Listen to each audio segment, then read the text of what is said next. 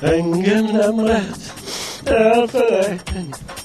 Értem könnyeket illik ejteni. Színpad! Produkció! Music! Karaoke verseny. Egy matróz lánynak nem csak fütyörésznie kell jól. Lássuk, ki énekel a legszebben.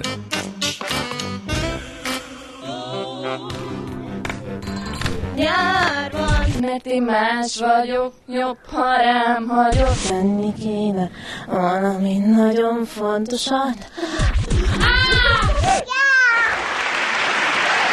First I was afraid, égetem magam.